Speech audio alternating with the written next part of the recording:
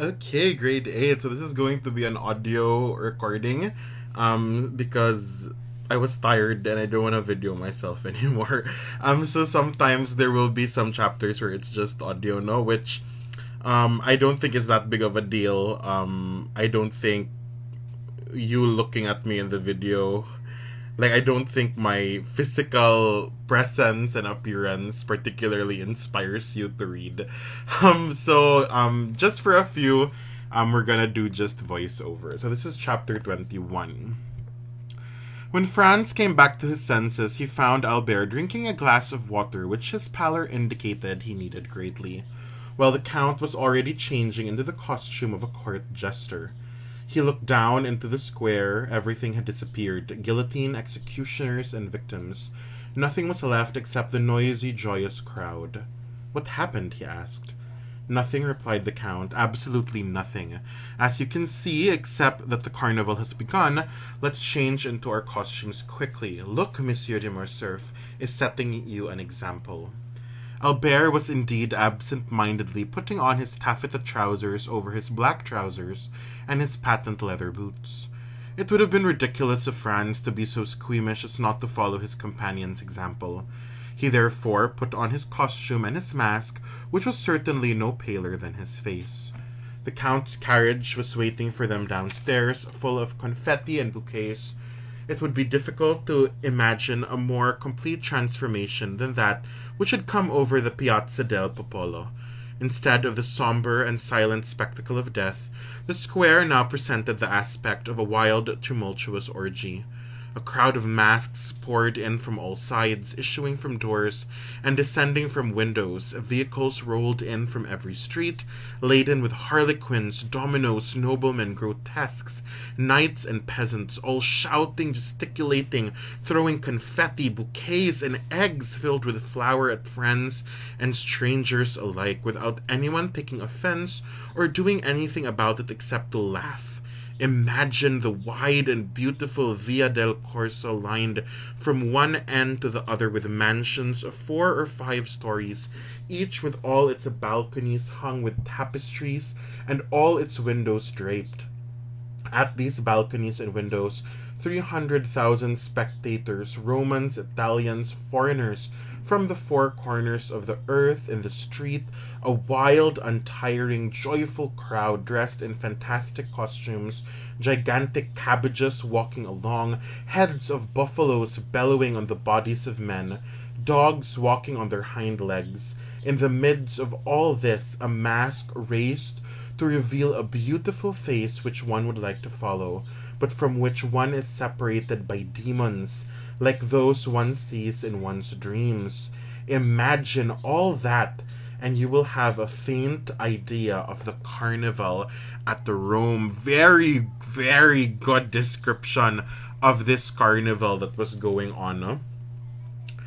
After they had gone around the square twice, the Count had his carriage stopped in front of the Palazzo Rispoli and asked his companions for permission to leave them. "Gentlemen," he said as he alighted, "when you grow tired of being actors and wish to become spectators again, you know that you have a place at my windows. In the meantime, my coachman and my carriage are at your disposal." Franz thanked the Count for his generous offer. After they had gone on their way again, Albert turned to him and said, "Did you see it?" "What?" "Look, there it goes. That carriage full of women dressed as Roman peasants. I'm sure they're charming ladies." "What a shame you were masked. You might have been able to make up for your lack of amorous success so far in Italy." "Oh," said Albert, half joking and half serious, "I don't think the carnival will go by without bringing me some compensation." Despite Albert's hopes, however, the day passed without any adventure other than meeting the carriage with the Roman peasants 2 or 3 more times. At one of these meetings, whether by accident or by design, Albert's mask came loose. He also threw a bouquet into the carriage. One of the ladies was apparently touched by this gallant gesture, for when the young men's carriage passed the next time, she threw a bouquet of violets into it. Albert snatched it up, and, since Franz had no reason to believe it had been meant for him, he let Albert keep it. Albert put it victoriously in his buttonhole, and the carriage continued its triumphant course.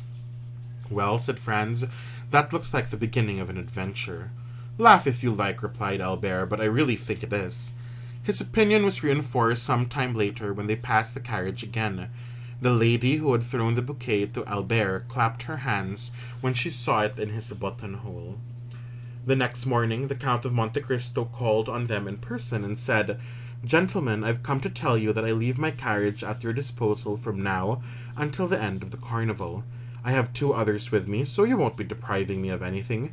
If we have anything to say to each other, we can meet at the Palazzo Rospoli." Okay, so Albert kind of flirts with this pretty girl in the carnival, and then the Count again keeps offering his carriage to them. And so, guys, the thing is good. You should start asking yourself the question, why is the Count of Monte Cristo, why is he so generous with these 2 French gentlemen, no? Si Albert and Franz? Why is the Count...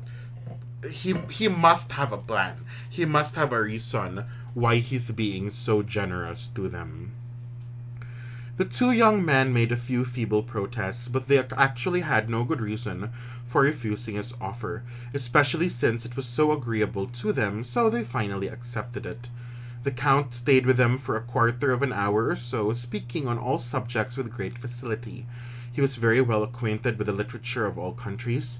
A glance at his wall had proved to Franz and Albert that he was a connoisseur of painting. Several words he spoke in passing during their conversations proved to them that the sciences were not unknown to him. He seemed to have made an especially thorough study of chemistry. Some time later, Franz and Albert went downstairs to the waiting carriage. Albert had sentimentally placed his bouquet of faded violets in his buttonhole. Not long after they entered the Via del Corso, a bouquet of fresh violets was thrown into their carriage. Albert put it in his buttonhole in place of the other one, but he kept the faded bouquet in his hand and raised it to his lips the next time they passed the lady's carriage, an action which seemed to please not only the lady who had thrown it to him, but also her gay companions. Needless to say, the flirtation between Albert and the lady with the violets continued all day. When they came back to the hotel that evening, Franz found a letter from the embassy informing him that he would have the honor of being received the following day by the Pope. He spent the day at the Vatican and came straight back to the hotel.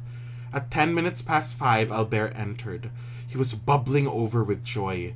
The lady with the violets had raised her mask as she passed his carriage. She was lovely. Franz gave Albert his sincere compliments, and Albert accepted them as his due. He had decided to write to her the next day. It will be easily understood that Franz was not selfish enough to stand in Albert's way in such a promising adventure. He therefore promised his friend that he would leave the carriage to him alone the next day and content himself with watching the carnival from the windows of the Palazzo Rospoli. The next day he saw Albert pass up and down the Via del Corso several times. He had an enormous bouquet whose purpose was probably to convey his amorous episode. That evening Albert was not joyful, he was ecstatic. He was absolutely convinced that his lovely lady would answer his letter. Franz anticipated his desires by telling him that all the noise of the carnival had tired him and that he intended to spend the next day reading and writing in his room. Albert's expectations were not disappointed. The next evening, Franz saw him come rushing into his room, waving a piece of paper. "Did she answer?" cried Franz. "Read." This word was uttered with an expression impossible to describe. Franz took the letter and read. "Tuesday night at 7 o'clock, leave your carriage opposite the Via dei Pontefici. A girl dressed as a Roman peasant will snatch your moccoletto from your hand. Follow her. When you arrive at the bottom step of the San Giacomo Church, be sure you have a pink ribbon tied to the shoulder of your costume so that she can recognize you. From now until then, you will not see me. Constancy and discretion." "Well, what do you think of that, my friend?" asked Albert when Franz had finished reading it. "I think it looks as if you're in for an extremely pleasant adventure." "I think so too, and I'm afraid you may have to go to the Duke of Bracciano's ball alone." Franz and Albert had both received an invitation from the famous Roman banker that very morning. Tuesday, the last and most animated day of the carnival, finally arrived. The theaters open at 10 o'clock in the morning on that day, for Lent begins at 8 o'clock that night. On Tuesday, all those who, from lack of time, money, or enthusiasm, have so far taken no part in the festivities now mingle in the orgy and contribute their share to the general noise and excitement. Toward the end of the afternoon, the mocoletti vendors appear on the scene. The mocoletti or moccoli are candles of varying size, which give rise to two preoccupations among the participants of the Roman carnival. First, how to keep one's own moccoletto burning. Second, how to extinguish the moccoletti of others.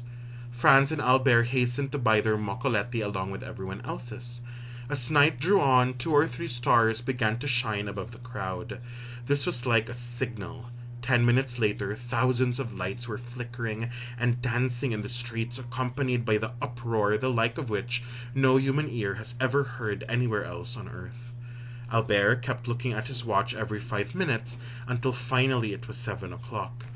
The two friends had just reached the corner of the Via di Pontefici. Albert leaped out of the carriage with his moccoletto in his hand. 2 or 3 revelers tried to extinguish it or snatch it away from him, but Albert, a skillful boxer, sent them sprawling on the pavement and continued moving toward the San Giacomo church. Franz looked after Albert and saw him reach the bottom step of the church. Then a woman, masked and wearing the costume of a Roman peasant, put out her arm and took his moccoletto. This time Albert made no resistance. Franz was too far away to hear the words they exchanged, but they were evidently not hostile, for he saw them go off together arm in arm. Suddenly, the bell which signals the end of the carnival rang out, and at the same instant all the moccoletti were extinguished, as if by magic. It was as though a single immense gust of wind had blown them all out.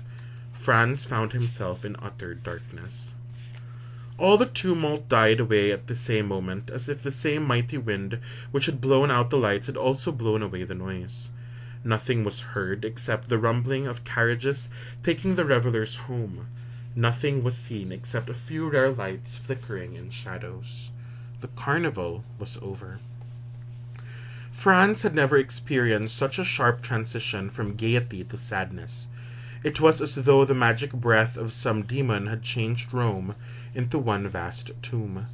He went back to the hotel and found dinner waiting for him, since Albert had informed him that he did not expect to return until quite late. He sat down to table alone. At 11 o'clock Albert still had not returned, so Franz ordered the carriage and set out for the Duke of Bracciano's house.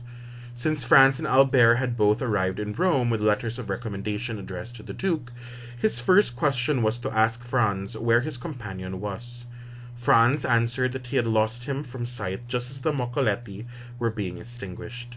"And he hasn't returned yet?" asked the Duke. "I waited for him till 11. "Do you know where he went?" "No, not exactly, but I think he had some sort of rendezvous." "It's a bad night to be out late," said the Duke. "You know Rome better than he does. You shouldn't have let him go." "I might as well have tried to stop a runaway horse, but I left word at the hotel that I'd be here tonight and told them to let me know when he comes back." "Here comes one of my servants now," said the Duke. "I think he's looking for you." The Duke was not mistaken. When the servant saw Franz, he came up to him and said, "Your Excellency, Signor Pastrini would like to inform you that a man is waiting for you at the hotel with a letter from Monsieur de Morcerf." "Why doesn't the man bring the letter here? The messenger gave me no explanation." "And where is the messenger?" "He left as soon as he saw me enter the ballroom to deliver his message to you." Franz took his hat and left immediately. As he approached the hotel, he saw a man standing in the middle of the street. He was sure it was the man who had brought the letter from Albert. He went toward him, but to his surprise, it was the man who spoke first. "What do you want with me?" he asked, stepping back like a man who wishes to stay on his guard. "Are you the man who has a letter for me from Monsieur de Morcerf?" asked Franz. "What's your name?" "Baron Franz de Epinay. The letter is addressed to you." "Is there an answer?" asked Franz, taking the letter. "Yes, at least your friend hopes there will be." Come in with me and I'll give you the answer. I prefer to wait here, said the messenger, laughing. Why? You'll understand when you read the letter. Franz went inside, lit a candle, and read the following. Dear Franz, as soon as you read this, please take my letter of credit from my portfolio, which is in a drawer of my desk. Take your own letter of credit also if mine is insufficient. Hurry to Torloñas, draw 4,000 piastres, and give it to the man who brings you this letter. It is urgent that I have this money without delay. I will say no more. I count on you as you could count on me. Your friend Albert de Morcerf. P.S. I now believe in Italian bandits. So, Albert ran off with this pretty girl he met at the carnival, and now he is kidnapped by Italian bandits, and he's asking his friend Franz for money in order to pay for the ransom for his freedom. Below these words appeared the following, written in a different handwriting, and then I'm guessing this is Italian. I'll read the translation. If the 4,000 piastres are not in my hands by 6 o'clock in the morning, at 7 o'clock, Count Albert will have ceased living. Luigi Vampa. The second signature explained everything, and he understood why the messenger had been so reluctant to enter the hotel. Albert had fallen into the hands of the famous bandit leader whose existence he had treated as a fable. Luigi Vampa, grade 8, is a very famous bandit who has a very bad reputation around this time, Luigi Vampa, and he seems to have kidnapped Albert de Morcerf. There was no time to lose. Franz ran over to Albert's desk, found the portfolio, and took out the letter of credit. It was for 6,000 piastres, but Albert had already spent half of the amount. As for Franz, he had no letter of credit. Since he lived in Florence and had come to Rome for 7 or 8 days only, he had taken only 100 louis with him, of which no more than 50 remained. He therefore lacked 700 or 800 piastres to make up the sum demanded. Suddenly he thought of the Count of Monte Cristo. He was about to call for Signor Pastrini when he saw him appear in person in the doorway. Signor Pastrini, asked Franz eagerly, do you know if the Count is at home? Yes, Excellency, he just came in. Then please go ask him if I may be allowed to see him. Pastrini hurried off to carry out his instructions and returned a few minutes later. The Count is awaiting you, Excellency, he said. Franz found the Count in a small room which he had not seen before and which was encircled by divans. What good wind blows you here at this hour, said the Count. Have you perhaps come to ask me to have supper with you? That would be very kind of you. No, I've come to talk to you about an extremely serious matter. Are we alone? The Count stepped over to the door and came back. Quite alone, he said. Franz handed him Albert's letter and said, read this. Then, after the Count had read it, he asked, what do you think of it? The Count frowned and was silent for a moment.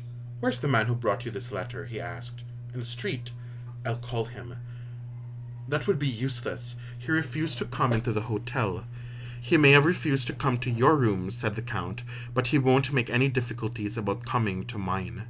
He went over to the window which overlooked the street and whistled in a certain way. The man stepped out from against a wall and walked to the middle of the street. Salite, said the Count in a tone in which he would have given an order to a servant. The messenger obeyed without hesitation or delay. A few seconds later he was at the Count's door. Ah, it's you, Peppino, said the Count. Instead of answering, Peppino fell to his knees, seized the Count's hand, and pressed his lips to it several times. I see you haven't forgotten that I saved your life, said the Count. That's strange, for it was over a week ago. So Peppino was actually the one who was supposed to be executed, but then the Count said that he was saved. Peppino was supposed to be executed, in that public execution. However, the Count saved his life. No, Excellency, and I will never forget it, replied Peppino in a tone of profound gratitude. Never? That's a long time. But at least I'm impressed that you believe it. Stand up and answer my question. Peppino cast an uneasy glance at Franz. Oh, you can speak before this gentleman, said the Count. He's a friend of mine. All right, said Peppino. Ask me questions, and I'll answer. How did Vicomte Albert fall into Luigi's hands? Excellency, several times the Frenchman's carriage passed the one in which Teresa was riding. Luigi's mistress? Yes. The Frenchman made eyes at her, and just to amuse herself, Teresa answered him. The Frenchman threw bouquets to her, and she threw one to him. All this was with the chief's permission. Of course, he was in the same carriage with her.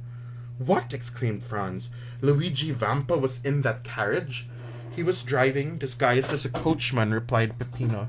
The Frenchman took off his mask, and Teresa, still with the chief's permission, took off hers.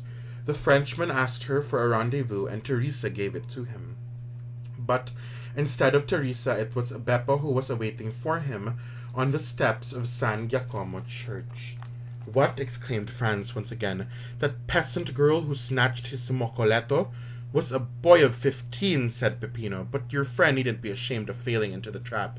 Beppo has caught many others beside him. Okay, so the girl that Albert was flirting with the whole carnival was the girlfriend of Luigi Vampano, this famous bandit, and they tricked him. They sent a boy disguised as the girl in order to kidnap Albert. And Beppo took him outside the city, asked the Count. That's right. A carriage was waiting at the end of the Via Macello. The Frenchman gallantly gave Beppo his arm and climbed in with him. Beppo told him he was going to take him to a villa 1 league outside of Rome, and the Frenchman assured him he would go with him to the end of the world. But the Frenchman began to get too familiar on the way, so Beppo put a pair of pistols to his head. The driver stopped the horses, turned around, and also drew his pistols. At the same time, 4 of our men, who had been hiding on the banks of the Almo, came running up to the carriage. The Frenchman tried to defend himself. In fact, I hear he almost strangled Beppo, but there was really nothing he could do against 5 armed men. He stopped struggling, and they took him to Luigi and Teresa, who were waiting for him in the catacombs of Saint Sebastian. Well, said the Count, turning to Franz, that's quite a story, isn't it? It would strike me as very funny, said Franz, if it had happened to anyone except poor Albert. The fact is, said the Count, that if you hadn't come to me, your friend's amorous adventure would have cost him dearly. As it is, though, a bad fright is the worst that will happen to him. He's in a very picturesque spot, too. Have you ever been in the catacombs of Saint Sebastian? No. Well, then, here's a good opportunity to go and see them. The Count rang, and a servant appeared. Have the carriage brought out, said the Count. It won't be necessary to wake the coachman. Ali will drive. A few moments later, the carriage was heard driving up in front of the door. The Count looked at his watch and said, midnight. midnight. We could have left at 5 o'clock in the morning and still arrived in time, but I'm afraid the delay would have made our friend spend a bad night, so it's better to go rescue him from the hands of the infidels at once. Franz and the Count went out, followed by Peppino. The route the carriage followed was the ancient and Appian way, with its border of tombs. It seemed to Franz that from time to time he saw a sentinel emerge from behind a ruin, then disappear at a signal from Peppino.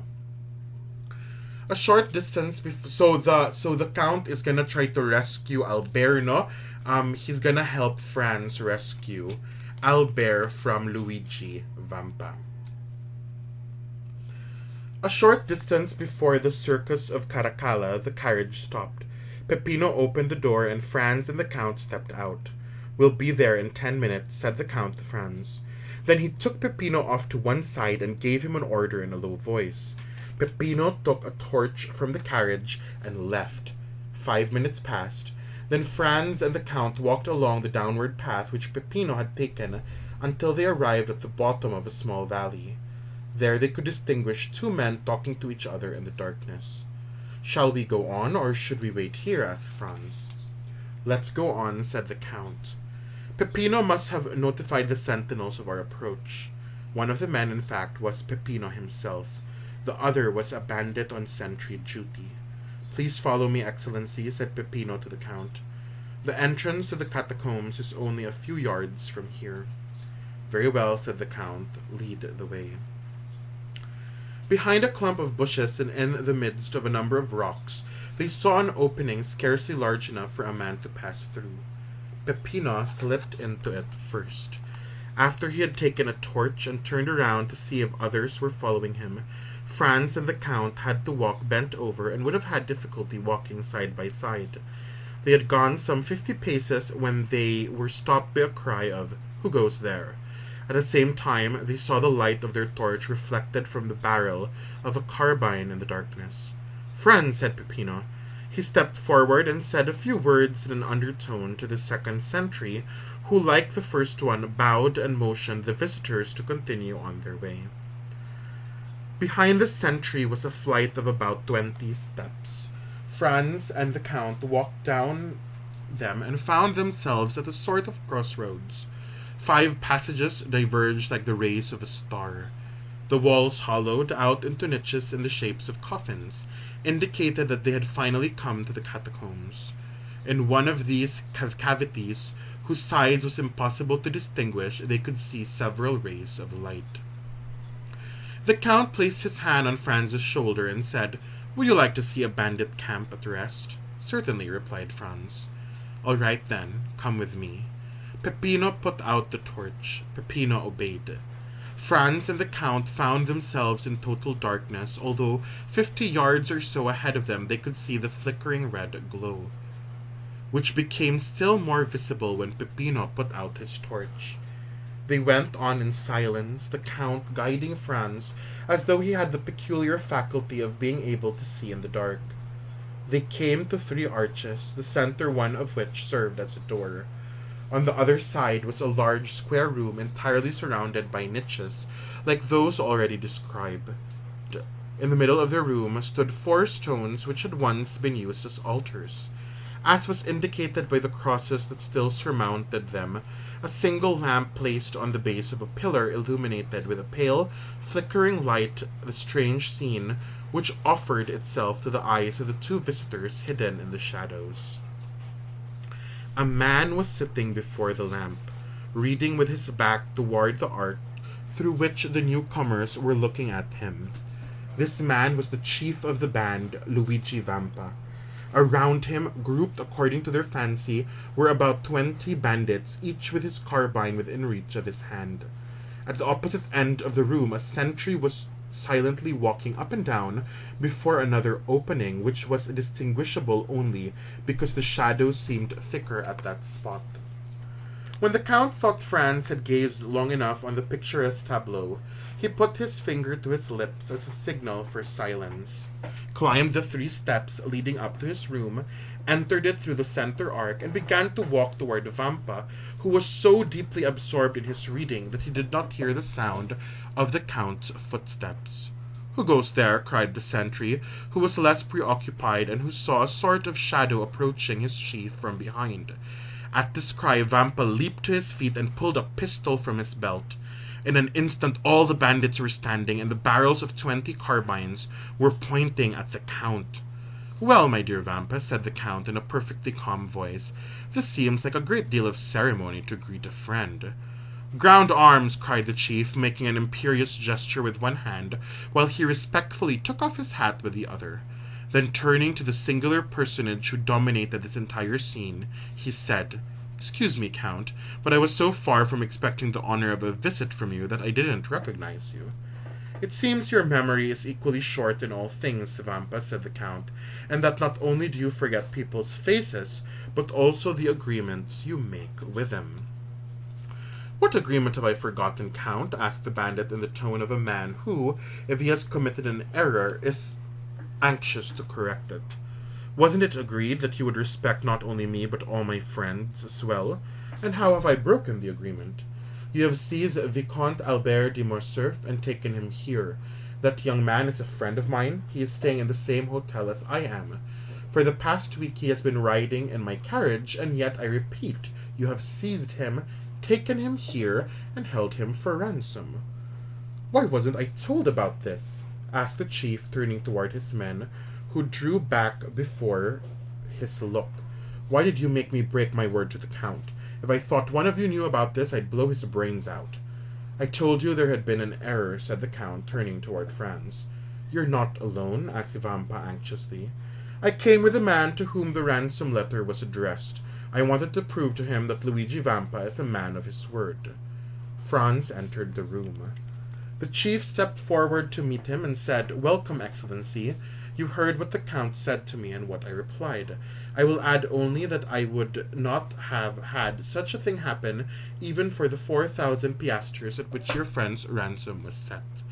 "But where is he?" asked Franz, looking anxiously around. "I don't see him." "I trust nothing has happened to him," said the Count, frowning. "He's in there," said Vampa, pointing to the opening before which the sentry was pacing. "I'll go myself to tell him he's free." He went toward the place which had been serving as Albert's prison. Franz and the Count allowed him. Vampa drew back a bolt and pushed open a door.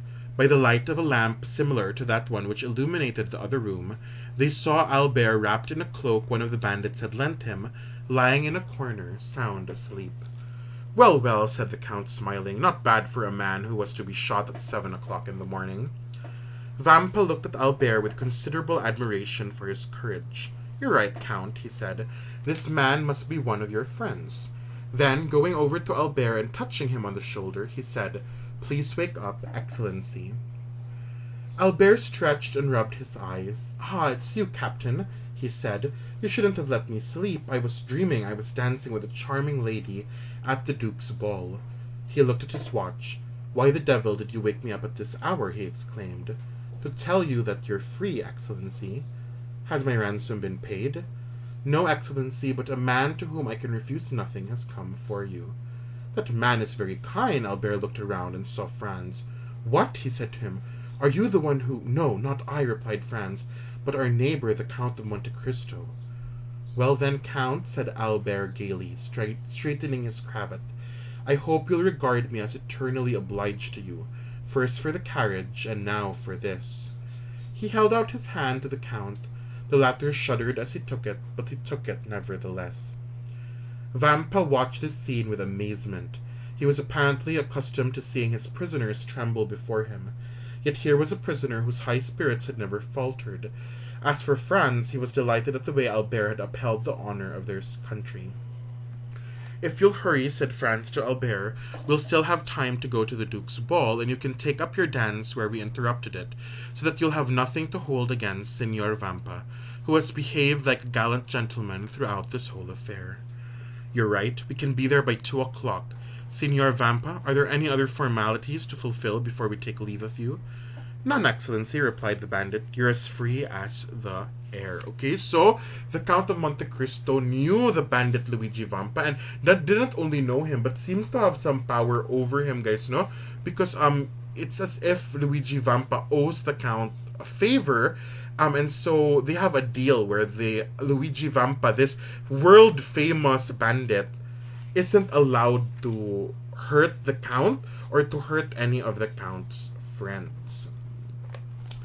"In that case, I bid you farewell and wish you a long and happy life. Come, gentlemen." And Albert, followed by Franz and the Count, descended the stairs and walked across the large square room. All the bandits were standing with their hats in their hands. "Peppino," said the chief, "give me the torch." "What are you going to do?" asked the Count. "I'm going to lead the way for you myself, Excellency. It's the smallest honor I can do." Taking the torch from Peppino, Vampa walked before his guests, not like a servant performing a servile duty, but like a king preceding a delegation of ambassadors. At the entrance to the catacombs, he bowed and said, "And now, Count, allow me to repeat my apologies. I hope you won't harbor any resentment against me for what has happened." "Not at all, my dear Vampa," said the Count. "Besides, you make up for your mistakes in such a gallant way that one is almost tempted to be grateful to you as for having committed them." "Gentlemen," said Vampa, turning to the two young men, "the offer may not be very attractive to you, but if you should ever wish to pay me a second visit, you will always be welcome, no matter where I am." Franz and Albert bowed. "Have you something to ask me?" said Vampa, smiling. "Yes," replied Franz. "I admit I'm curious to know what book you were reading so attentively when we arrived." "Caesar's Commentaries," said the bandit. "That's my favorite book." "Well, are you coming?" said Albert. "Yes, I am coming," said Franz, as he stepped out into the open air. "And now, Count," said Albert, "let's go back as quickly as possible. I'm looking forward to finishing my evening at the Duke's ball." Albert was just kidnapped and was about to be killed, no? And then the count frees him. The count manages to get him out, no, of this dire situation. And the first thing he wants to do is he wants to party. He said, like, let's go to the ball. I still want to party. Oh man, Albert, he's such a Chad. When he awoke the next morning, Albert's first thought was to ask Franz to go with him to pay the Count a visit. He had already thanked him the night before, but he felt that he ought to thank him more than once for such a service. Franz, who was both terrified and fascinated by the Count of Monte Cristo, did not wish to let Albert go to see him alone. So he went with him. They were shown into the drawing room, where the Count appeared 5 minutes later. "Count," said Albert, "allow me to repeat this morning what I expressed rather badly last night, that I will never forget how you came to my aid, and that I will always remember that I owe my life to you." "My dear neighbor," replied the Count, laughing, "you exaggerate your obligation to me. You are indebted to me for nothing, except a small saving of 20,000 francs on your travel budget, which is hardly worth mentioning." "No, Count, my obligation to you is great," said Albert, "and I have come to ask you if I, or my friends, or my acquaintances, could be of any service to you." "Well, Monsieur de Morcerf," said the Count, "I admit I was expecting your offer, and that I accept it gladly. I have already made up my mind to ask you for a great favor." "What is it?" "I've never been to Paris." "And what?" cried Albert. "You've lived all this time without ever seeing Paris? That's incredible. Incredible, but true. However, for some time I've been feeling like you, that it's impossible for me to go on being ignorant of the capital of the intelligent world. Furthermore, I might have made this indispensable journey long ago if I'd known someone who could introduce me into Paris society. Now your offer has decided me. Will you undertake, my dear Monsieur de Morcerf?" The Count accompanied these words with a strange smile, "to introduce me into the world which will be so foreign to me when I arrive in France?" "Oh, gladly. I and all my friends are at your disposal." "I accept your offer, then," said the Count. "I've been making my plans for quite some time, and this is the opportunity I needed in order to carry them out. When will you arrive in Paris? When will you arrive yourself?" "Oh, in 2 or 3 weeks." "Very well, then," said the Count. "I'll give you 3 months to return. As you can see, I am allowing you a wide margin. And 3 months from now you'll knock on my door?" asked Albert joyfully. "Would you like to make an appointment to the day and to the hour? Let me warn you that I'm exasperatingly punctual." "To the day and to the hour," said Albert. "I'd like nothing better." "All right, so be it. Today is the 21st of February, and it's 10:30 in the morning. Will you expect me on the 21st of May at 10:30 in the morning?" "I certainly will, and lunch will be ready." "What's your address?" 27 Rue de Helder. The Count wrote the address in his notebook. "Will I see you before I leave?" asked Albert. "That depends. When do you leave?" "At 5 o'clock tomorrow afternoon." "In that case, I'll tell you goodbye now. I have a matter to take care of in Naples, and I won't be back here until Saturday night or Sunday morning." "And you, Baron," said the Count to Franz, "are you leaving also?" "Yes." "For France?" "No, for Venice. I'm going to stay in Italy for another year or 2. "Very well, then, gentlemen, I wish you bon voyage," said the Count, shaking hands with each of the 2 friends. It was the first time Franz had touched the Count's hand. He started, for it was as cold as the hand of a corpse. "One last time," said Albert.